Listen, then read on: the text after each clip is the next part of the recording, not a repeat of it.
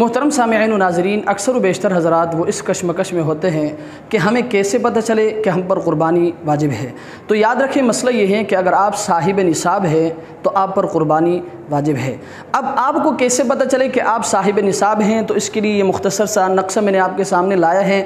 آپ نے غور سے اس کو سننا بھی ہے، اور اس کو سن کر، اس نقشے کو سمجھ کر آپ نے قربانی کے نصاب کو بھی سمجھنا ہے۔ انشاءاللہ اگر آپ اس نقشے کو سمجھیں گے تو آسانی سے آپ کو پتہ چل جائے گا آیا آپ صاحب نصاب ہیں یا نہیں، آیا آپ پر قربانی واجب ہے یا نہیں۔ تو یاد رکھیں، اگر آپ کے پاس صرف سونا ہے تو سونے کا 7.5 تولہ ہونا ضروری ہے۔ یعنی اگر آپ کے پاس 7.5 تولہ سونا موجود ہے تو یاد رکھیں اس صورت میں آپ صاحب نصاب ہیں اور آپ پر قربانی واجب ہے۔ اسی طرح اگر آپ کے پاس چاندی ہے تو چاندی کا 52.5 تولہ ہونا ضروری ہے۔ یعنی اگر آپ کے پاس 52.5 تولہ چاندی موجود ہیں تو یاد رکھیں اس صورت میں آپ صاحب نصاب ہیں اور آپ پر قربانی واجب ہے۔ اسی طرح اگر آپ کے پاس نقدی رقم موجود ہے تو یاد رکھیں نقدی رقم کا 52.5 تولہ چاندی کی قیمت کے بقدر ہونا ضروری ہے۔ یعنی اگر آپ کے پاس 52.5 تولہ چاندی کے قیمت کے بقدر نقدی رقم موجود ہے، اور اس وقت ایک تولہ چاندی وہ تقریباً 2700 کا ہے، اور 2700 کو آپ 52.5 کے ساتھ ضرب لگاؤ تو یہ تقریباً 1,42,000 روپے تقریباً بنتے ہیں۔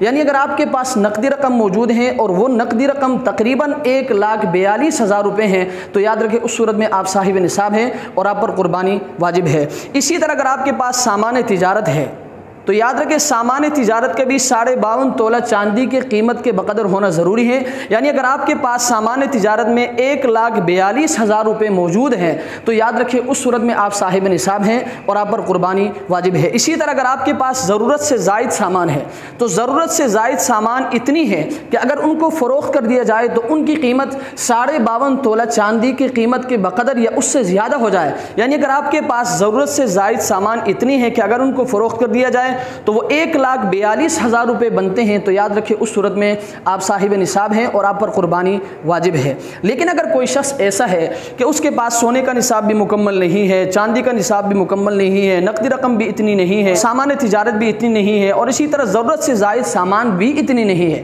تو وہ شخص کیا کرے گا؟